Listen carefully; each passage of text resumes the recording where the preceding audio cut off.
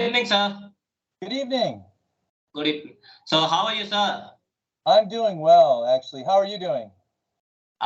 Very good, sir. Very good. So, would you please introduce yourself? Yeah, sure. My name is Jack, and I'm American. I'm a teacher. I teach in South Korea. I have been a teacher in South Korea for about 20 years, and I've been at the same university for 18 years. I'm a university teacher or instructor. I teach freshmen mostly, and I teach class, conversational English. Okay. That's the testament how good teacher you are because you have been teaching for the last 20 years. Thank So, you. yeah. So, sir, before I turn my focus to your podcast, would you please what made you become an English teacher? What made me become an English teacher? Actually, I didn't. It wasn't my choice. So I usually say like I didn't choose teaching. Teaching chose me. That's what I usually say. And the reason I say that is because my intention was to teach English 1 year in Thailand in 2001. And what happened was I stayed for another year and another year and another year, and I just stayed in Asia for 23 years. And so now this is my career, So, yeah. so where in Korea are you located? I live in an area called Gyeonggi. In Gyeonggi province is it's a circle around Seoul. So I'm not far from Seoul, about 45 minutes from Seoul. Okay. So when did this idea to start A to Z, podcast begin? We started the A to Z English podcast during coronavirus, during COVID, because I just really wanted to do something. I wanted to do something interesting that was related to podcasting because I love podcasting. I love the art form of radio, like old time radio and listening to the radio, talk radio. I loved that when I was a kid. So I really love podcasting. And I thought, well, doing an English language learning podcast could be, quite popular. And so, yeah, it's taken, we've been doing it for almost 2 years, and we're just starting to see some results right now. We're starting to grow as a podcast, but it's taken a lot of time. It's a lot of work to be a YouTuber, podcaster. It takes a long time, a lot of hard work and hustle. A lot of people quit, but I never quit. So I'm never gonna quit. I love doing it. It's my hobby right now, but I hope someday it will be my job. So, sir, if you have to give a description about this podcast, what would be that description? It's called the A to Z English podcast for a reason because it really is everything A to Z. We have so many topics. We Yeah. cover everything. We don't do a lot of grammar teaching on the podcast. We do a lot of conversation. Like, for example, you said that you listened to the Do You Believe in Fate episode, right? And so, yeah, we're asking that question to ourselves. Do you believe in fate? And then we answer it. And then we ask our students to answer, and then they can join our WhatsApp group. They get to share their answers in the group. So it's a very much a community, and it's about participating. It's about if students send me an email, I read the email on the podcast. Sometimes students come onto the podcast as guests, and it's just really an exciting, kind of it's everything A to Z. Language tips. I'm trying to think of what else there is. We do something, short conversations, idiom exercises where we'll teach new idioms, song lyrics. I mean, just anything. We do world news. I'm sorry, I lost my video there for a second. Okay, am I back? You can see me? Yeah, you are. Okay. You are. So our podcast is designed to be interesting and entertaining for listeners. So if you're trying to learn English, we want to talk about topics that are kind of interesting and fun and sometimes a little bit strange. So we do like would you rather questions, and we do other episodes that are called Am I the Jerk? So I'll read a situation and you have to decide if the person is good or bad in that situation. We'll sometimes talk about topics like fate or ghosts. Do you believe in ghosts? You know, and Sochel and I will, Sochel is my co-host. We'll talk about it together. Sometimes my students join me on the podcast. So I have non-native speakers and native speakers on the podcast. Sometimes I do solo episodes. It's just me. And lately, I've been doing a lot of scary stories because of Halloween. So I'm trying, you know, we get into the holiday spirit. And so, yeah, it's just a fun podcast. It's not too serious. It's not, you know, a lot of the English language podcasts are very serious and they're, you know, ours is fun. If you want to have fun and you want to learn, I think our podcast is a good choice. So, sir, why this, podcasting as opposed to, doing something in front of camera? Yeah, that's a good question. I tried it. I just find that, like, for me, I really enjoy the freedom of a podcast. Like, I don't have to worry about framing and having a good camera and all that sort of stuff. And YouTube is very difficult business, you know, like it's very hard to be successful on YouTube. And I'm not young, you know, so I'm not the right demographic for YouTube. I think I need to be younger and you know, so I just find that YouTube is a little bit intimidating for me. I'm a little scared of it. And so I just focus on podcast, you know, behind the microphone, not in front of the camera. Actually, sir, in India, people like to learn from native speakers. So if you start, YouTube, if you start doing something in front of camera, I think many people would, join you, and they would be ready to, learn English from you. So I think instead of, something like podcasting, if you do something in front of camera, it would be, better idea.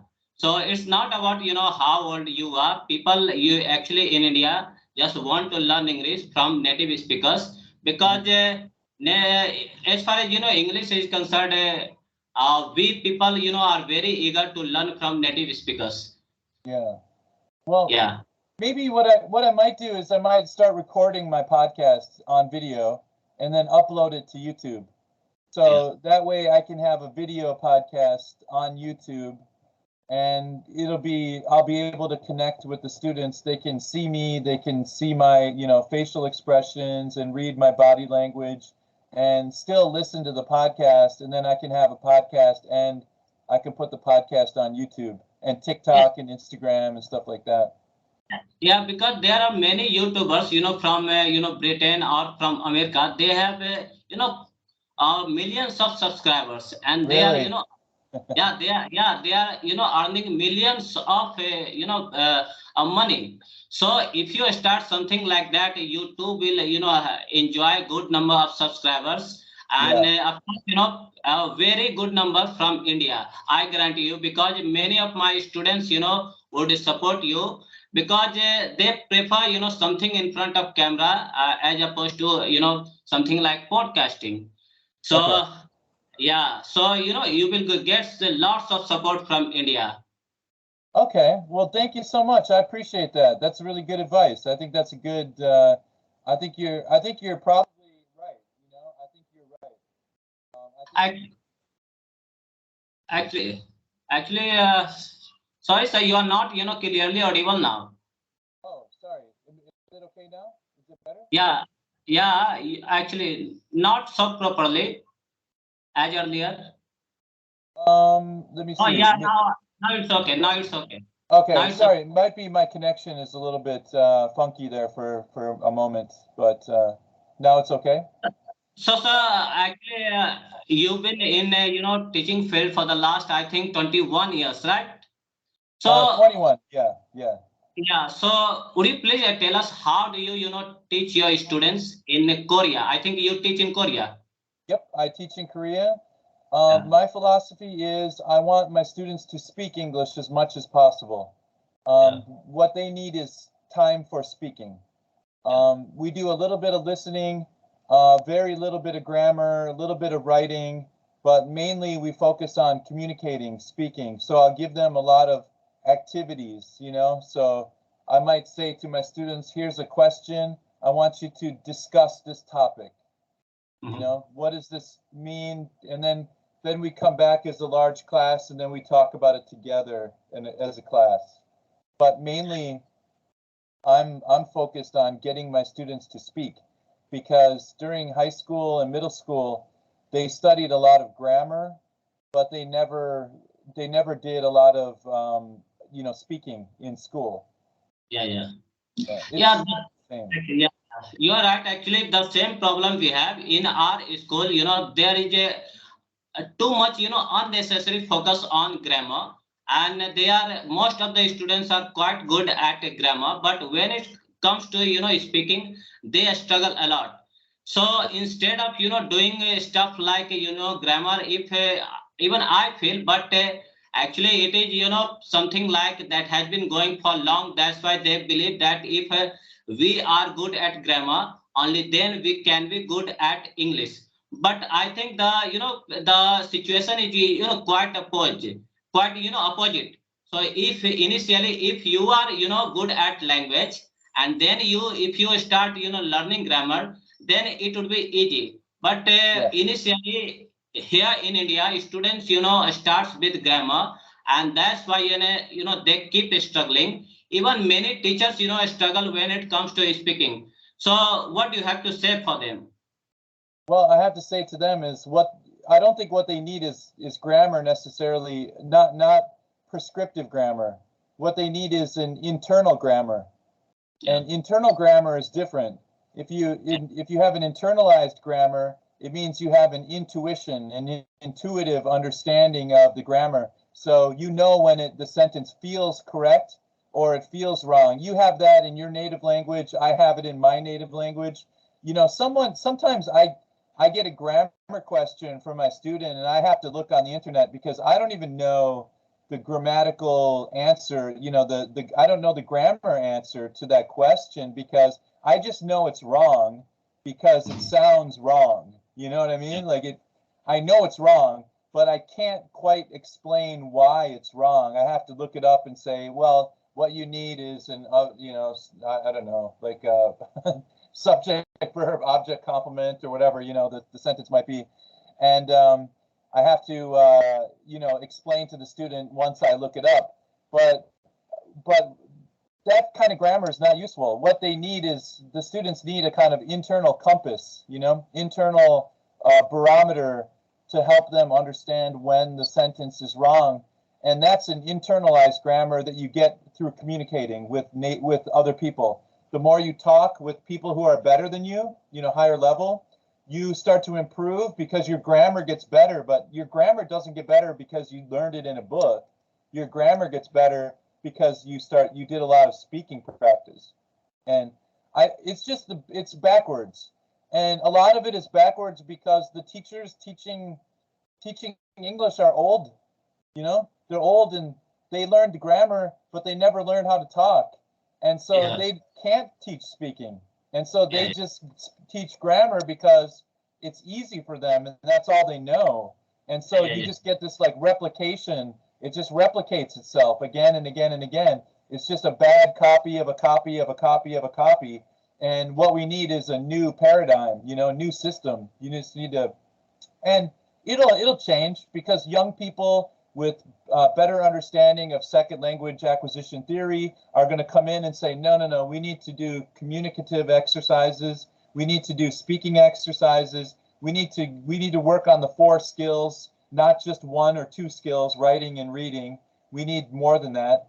And it'll get there. In India, in Korea, it's changing already. It has changed already, but still there are some older teachers that are just like old school. They're like, no, grammar, That's all you need. Vocabulary, grammar, and spelling. You know, it's like, what can you do? You know, that's it. Yeah. I'd like to add here. Actually, even grammar is English grammar is taught in their native language. Means in India, English grammar is taught in Hindi. Okay, Right. so yeah, most of the time, what teachers do, they actually explain everything in Hindi. Even English grammar is taught in Hindi, and that's the problem why students, do not learn this language. No, I don't think. I mean, there are some famous educational philosophers who are psychologists who believe that you shouldn't teach any grammar at all, and that the only time grammar instruction is useful is that as long as the students, if it's comprehensible input, then it might be useful. But you can use any kind of comprehensible input. So what these educators or these educational psychologists recommend is like find out what the students are into. What do they like? You know, if you like cricket, if I know you like cricket and you want to learn English, I'm going to print out a lot of articles about cricket. And so you can read about a sport that you love or football or whatever, but you're reading about it in English. That's good. That's more interesting. So, for for somebody who is quite beginner, here in India, they are advised to, read a newspaper, an English newspaper. So, is it a good idea, to start with a newspaper? Well, it depends. What do you like the news? If it's something that you enjoy, if you're interested in politics, and I think it's a little bit difficult to start with a newspaper, to be honest. I think news is a little bit high level. It's kind of like intermediate, high intermediate. So, but like I said, if you're really into football, read the sports page, sports news. Or if you love movies, read the movie reviews, read about the new movies or something. Find the things that you love and try to find English material that's related to those things that you love and read about it in English. That could be useful. It depends on the level of the student. If a student is already intermediate level, B2, C1 level, then I would say, yeah, you should read the newspaper. If someone is an A1 level, I wouldn't ask that student to read the newspaper. I would give them something else, maybe like a teenager, novel, young adult fiction or something like that. Something that's a little bit more, more simple that they could understand. So how about somebody like me? Actually, we teach in school. So what would you say? How to start a small children? Because in India, English is not their language. They learn it as a second language. And let me tell you clearly, English is in most of the schools. English is not taught as a language. It is taught as a subject. So what suggestion would you like to give? For teachers who are teaching in schools? Do talk to them a lot. As much as you can. Talk to them in English. Get them used to hearing it. Get their ears tuned to the language. Sing songs in English. Children, I find kids love music, so use music or, play a CD or something, or use your phone and play children's songs. And there's lots of good, free songs on the internet. Talk to them. Give them a lot of exposure to, it could be like flashcards, games. Play lots of games. My kids love when I taught young kids. I played a lot of games like circle, oh, and then they match it, keep the cards, and make it like a competition so that it's like a game you can win or lose. Kids love that sort of stuff. So you can get them actively participating in English, but they don't even realize it. They're just playing a game, but it's actually learning. And so that's what I do. Games, music, and lots of talking to them in English so they can listen to me, even when it's just giving instructions, it's like, okay, everybody, listen up, listen to me. Okay, sit down. All right, don't touch him. Don't, don't punch your friend, whatever. Don't do this, don't do that. Okay, and explain the activity in English. And over time, the kids start to they're sponges, the little ones are sponges. They soak it up so fast. And you're really giving them a huge gift for the future, because if they have that foundation when they're young, then it's much easier to build on that. If they have to learn the alphabet when they're in, 7th grade or something, middle school, that's really difficult. Those kids are going to have a really hard time catching up. But when you start with the little babies and you just teach them, give them a good foundation to begin with, it's so good for them, because they, it just gives them a good understanding of it, a good foundation. Actually, okay. So thank you so much, sir. Thank you for this session. Actually, it was very, nice and productive conversation. Thank you so much. Before we wrap up, yeah, thank you so much.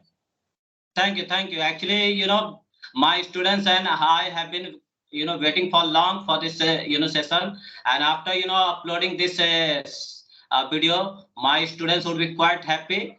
And let me tell you, sir, you will, your podcast is, gaining popularity in India. My students are, watching your podcast, and there is not a single day when I don't watch this, podcast. So I'm not going to, I will edit the video, okay? But let me, just make conversation with you. Actually, if you start, something like in front of camera, you will get lots of support from India, and I guarantee you, you will earn, lots of money from YouTube. Actually, one of the reason why we start, making video on YouTube is, earning money.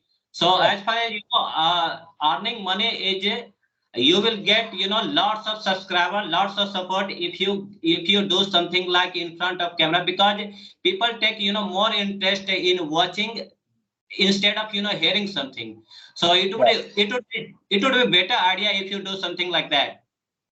Well, I really appreciate your suggestion and your advice. I mean, I think you're right. I think you make a really good point. I'm definitely going to consider it. I mean, maybe I'll start slowly by just putting the podcast on video first and recording it that way, and then later we'll get into maybe more higher quality better production quality. I just want to say, I know you mentioned that I'm the first, American to be on your podcast, on your YouTube channel, and it's a real honor. So thank you so much. And I also just want to say hello to your students. Hey, students, nice to meet you. I'm Jack. Thank you for your support. I appreciate it. And yeah, Anand, thank you so much for your support as well.